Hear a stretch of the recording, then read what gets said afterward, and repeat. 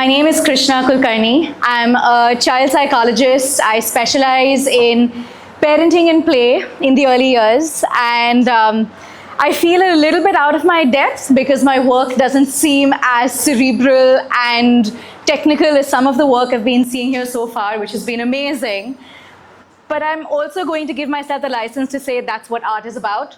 And everyone has their own take of it, and everyone kind of makes of it what they will. So what I want to talk to you about is children's books, specifically picture books, and how they may be relational art. So while we have this up here, please take a look, see if there's anything that reminds you of a story that you heard while growing up, a book that you came across recently, maybe sometime now. And while we have that going up, I'm also going to ask you to get a phone, tablet, laptop, whatever you have out, and open menti.com. And what that's going to do is just help me get a pulse of who all is here and make sure I'm pitching at the right level as well. I'm going to pull out a bunch of books through the session as well. I will welcome questions at the end, but like I said, I don't think it's going to be super taxing or challenging. Okay, so when you go to menti.com, the code is 2644 6661. And who do we have here?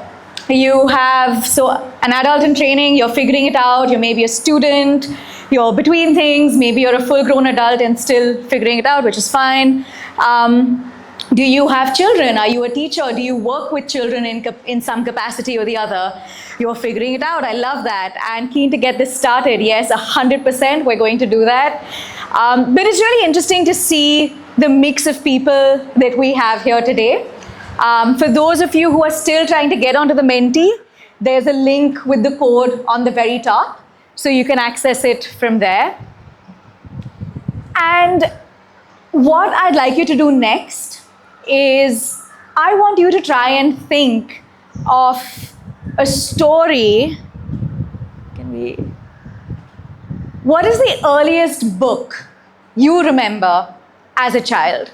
Growing up, I had a lot of books around me, but I remember this one particularly squishy bedtime story collection of books that my parents used to read to me. That was one. Champak, Panchatantra, yup, grew up on that, Tinkle, all of that.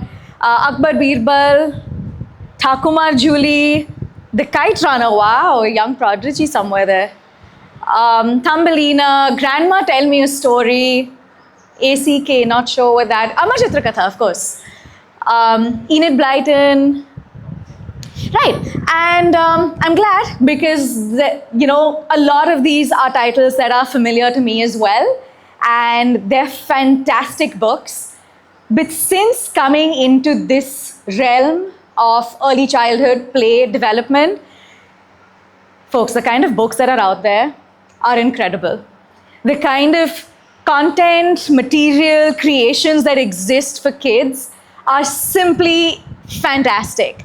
And that's what I want to try and spend some time with today.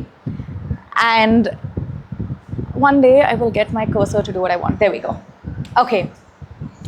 Has anyone come across this book here? I see a couple of nods. Okay, so I'm going to put my mic down for a second. And I'm going to hold this up. Feel free to stand up, come forward if you're not able to see the pictures very well. I'm not going to read it out right now. I just want you to see it, okay? So that's press here.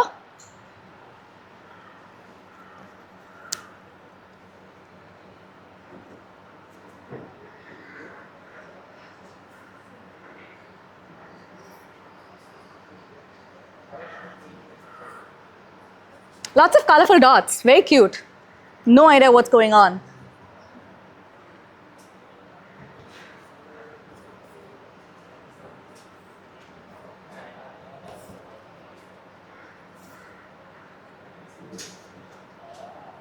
And it goes on this way. And the way that I'm showing it to you right now is the way a young child would see this book by themselves, right? You have this book lying around in a room. A child who's not quite able to read by themselves yet is just going to flip through. But this book's actually really, really cool.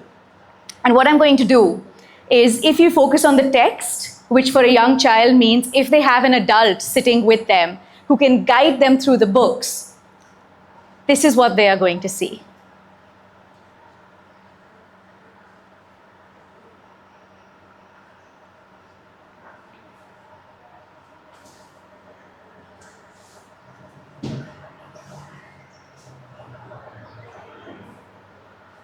I'm glad you saw the colors before they came on the screen.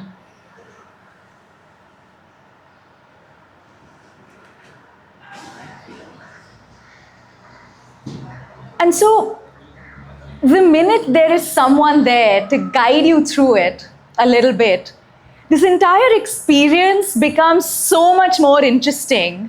It becomes so much more fun for a kid, especially for kids today who are going to have some sort of interactive element, whether it's typically a screen, but this is happening in a book. And you're able to do all these things, turn a page and make stuff happen. And I think that is the beauty of books when they are shared by an adult with a child. And that's what I want to speak to you about a little bit more. And I've done this with kids, by the way. They will spray, spit, blow all over this book to try and make it happen. But they get really, really into it. And they really enjoy it. It's not some elaborate piece of art. It's not something over complex. It's just dots. But there is so much that can be done with just that. Right? They're getting really excited by this point. Imagine them going, oh, that's too loud, press it again. And we're at the end of the book. That's it, we're done. And how do we get back? Back to the beginning, go back to page 1. And kids will do that. They'll just go again and again with the same book, right? So this is what I see with children's books being relational art. It is where you are able to create meaning, build shared meaning, relationships, experiences together. I'm going to go on a bit of a rant now. Unfortunately, this is a great book, yes, agreed, largely fun. This is our top seller on the Amazon India bookstore. This isn't children's books, any books, all books on the Amazon bookstore in India. #1 bestseller is box set of ABC numbers, shapes, colors, wild animals. Important information. Does starting 0 to 3 years, does my 0-year-old need to know first shapes, first animals? Not really. But would they have more fun with the kind of book that I showed you, where they get to shake and blow and slobber all over books? So much more, right? So books in the early years, the way we typically perceive it, especially in an Indian society, it gets us knowledge, right? You're learning new topics, fantastic. Literacy, so important. You start to read, you start to appreciate books, make meaning, start writing. Learning, again, with your knowledge, you're learning new skills, you're learning, imbibing new information. And especially in Indian culture, South Asian culture perhaps, because we have this perception of reading, there is a correct way to do it. There is a proper way of doing it. I've had a bit of a, I don't know, my stomach's dropped when I've seen a child climb over a book. But that's not them, that's still them engaging with the book. That's not them not interacting with the book correctly. The other day I was showing someone the books and they were like, nahi, beti muh mein dalegi. That's okay, let the kid eat the book. But these are not tendencies that come easily to us over here. And even in my work, where I work with families of young children, parents are a little hesitant and they don't see the value of introducing books to a 0-year-old. She's starting to read? Yeah, she's about 3, 4. Let me get her books now. If I have a 2-year-old and I get him a book, doesn't sit in one place, moves around too much, right? And these are all little barriers that we end up seeing in introducing books to young children, right? So we have our socio-cultural norms of books must be treated in a certain way, must be introduced at a certain time, in a certain way, for a specific reason. Then we've got developmental expectations. Why would a 1.5-year-old enjoy a book? No, just give them something else to play with instead, right? That gets in the way. Our priorities, I need to focus on potty training. I need to focus on weaning. I need to focus on getting my kid to learn numbers so she can go to preschool. And somewhere along the way, the fun part of books is just being lost. What is it that we need? What is it that young children need, really, in the early years? They need some fun. They need things to be silly. They need permission to know what silly and funny means, right? You have this concept called social referencing, where if a parent or an adult laughs at something, it's very likely that the child is going to laugh at the same thing in the future, right? They're picking up on all of these cues. You want connection. We talk about attachment theory. We talk about responsiveness and sensitivity. All of these are so important. That is so much more important than saying, Beti, count 1 to 10 and show uncle, right? This is so much more important for us to try and get. Stimulation. We want our children to learn. We want them to develop. But holding up flashcards at them, holding up, words and spellings and getting them to do rote learning isn't really getting them the right sort of stimulation. Touch and feel books, different toys, textures, sensory play, that's really what's going to help them over there. Communication, not just this is the right thing to do, this is good, this is bad, but also, hey, listen, how are you feeling today? And I'll show you a couple of those books that I have here. But hey, how are you feeling today? How did that make you feel? Or, I think you were being a little bit mean on the playground today. Or getting the child to talk to you through stories. And love, that's what attachment, early years, foundation building, all of it comes down to this. And so really, if you think about it, this is what books need to be getting. A good book in the early years, and when I say early years, I'm talking 0 to 5 years, this is what it should be, can be doing for children. So when I talk about relational, what exactly do I mean? I mean creating shared meaning. I flipped through that book, it was just a bunch of dots, right? Colors, something's happening, oh, it's moving here, it's moving there. But when you saw what was happening, when there was a little bit of guidance around it, then you feel like, oh, cool, that's what's happening. On the flip side, I have parents who will religiously read books, right? And they will stick to the text page by page, word for word, they will go through it. And somewhere along the way, like this one, for example, let's pick this up. This says, should I share my ice cream? Right? It's about this little kid, well, not a little kid, it's an elephant, who's wondering about whether he should share his ice cream with his friend or not. And on this page, he says, I will eat the ice cream. But maybe when I'm reading to the kid, they're more focused on how his ears have gone floppy. Not really listening to the text, not really listening to what's going on there. And what's important for an adult is to pay attention to that. If I'm telling you the story about a runaway train, and you suddenly notice that on the platform, there's a cat, that's not part of the story, it's not important to the plot. But the kid suddenly wants to focus on that cat. Follow that. Follow that experience, exploration that the child is having and go with that. That is where we talk about responsiveness. What is the cue that you're getting from the child? And how can you follow their lead? And I can read any number of books, right? The text is still interesting. But the shared meaning making that we have as a result of it, the experience that comes through from that is so much more fun when you sort of give in to the entire experience so much more, right? So with a newborn, something that I would tell parents to show their kids is this, right? Tummy time, you may have heard of it. Very good for kids when they're hanging out on their stomachs. Kids usually hate it. And you've got high contrast, not much of a plot line. It says, feel the shiny whale. But it's still interesting for a little baby at that age. You've got this other one that I absolutely love called 10 Little Fingers and 10 Little Toes, which for me, that tummy time book is for the babies. This one is for the adults, to help the parents connect with the little child. A lot of young parents come to me, they're just like, that child is a blob. She doesn't respond. I don't know how to talk to her. But this gives you a bit of a script. It gives you a bit of a template to say, oh, this is how you can talk to them. And this is about how, oh, this baby had a runny nose and this one had a tummy, but you are my favorite and I love you so much, which is so sweet. Right? So at that age, with infants, with newborns, you're just focusing on making that connection.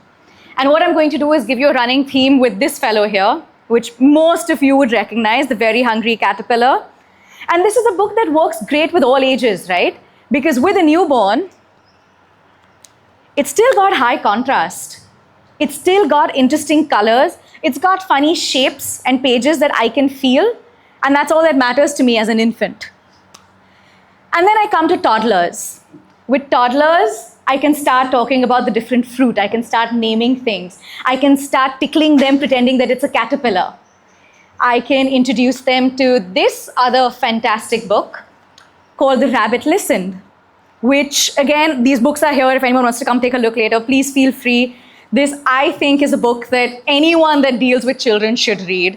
It's just talking about how you patiently help someone that might be struggling with something. And it's such a sweet story. You can start it focusing on, hey, there's an elephant, there's a hyena, and there's all these other animals, ostrich in the book. And that's what matters to the kid. You have this other one by Eric Carle, who's the same one who wrote The Very Hungry Caterpillar, called From Head to Toe, which is about, oh, I can move my head like this and I can move my hand like this, and can you do it? Toddlers are going to love it. It's not instruction, it's not teaching you anything specific. You go on to preschoolers. Preschoolers, we're focusing more on life skills. We're focusing more on socio-emotional learning. You've got your little, what was that one? The Rabbit Listened over there again. This is one by an Indian author called Things I Can't See, which is helping children look at what is around them to say, hey, what is going on here? Look at all the things that could make this girl cry. Again, as a 4-year-old sitting and doing this by myself, I'm not going to be that interested. Cool pictures. But if I have an adult who's guiding me through it, I'm able to lift that experience off the page into the real world and say, oh, here are the connections I'm making. This child's looking a bit sad. Maybe she's not got her turn on the swing for a while, right? I'm able to start making all of those connections. This is another fantastic one called How Do You Feel, that has different faces and expressions inside it and contexts.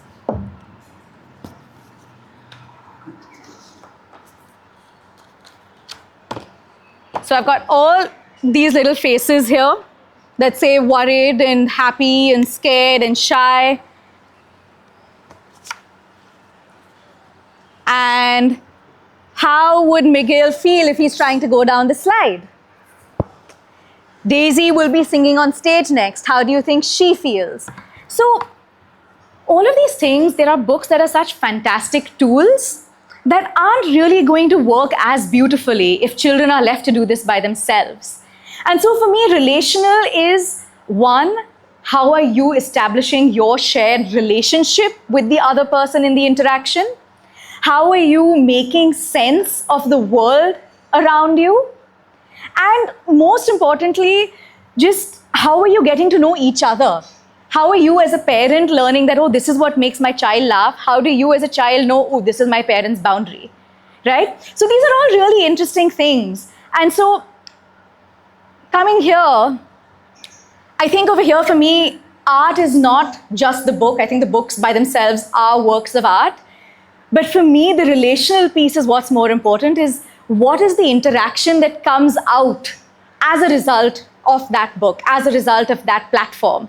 And I think for me, really, that is where the art happens. And there are some people who are really good at it and others who can learn to be really good at it. So book sharing is this concept that I worked on while I was at a Play Research Center for my PhD. And it's where books were used as a platform, as a medium for sharing interactions. So exactly the things that I said to you, pointing out that, oh, what do you think that rabbit is doing now? Or, okay, hang on, you're looking at the blocks. If the child has completely zoned out from the books and is looking at something else, how do you bring their attention back? How do you get moments of closeness where you're going to tickle each other a little bit, you're going to laugh, you're going to get that deeper interaction? And this is based on this concept called sensitivity, responsiveness, which is also envisioned as serve and return. If you imagine a game of tennis, I guess, someone serves, let's say the child is pointing out that, oh, look, I see a cat over there. The parent picks that up and says, yeah, I see a cat. Where did we see a cat yesterday? I saw it in the park. Okay, shall we turn the page and see what's happening next? Let's turn the page. Maybe the cat's not there anymore and that's fine, right? But this is where you're learning to pick up on your child's cue. So, being very conscious of time, because I know we also started late, I have two options now. Oh, this is a really pretty slide, normally. But if we have some time, I'm happy to take questions, or the ones that I have circled is the book with no pictures, how do you feel, not a box, and there was one more somewhere. Here, banana. I'm happy to read one of those out to you instead or as well, depending on time. Also, yeah, please feel free to take a picture, but I can also give you a prettier colored version of it if you'd like. So that's it.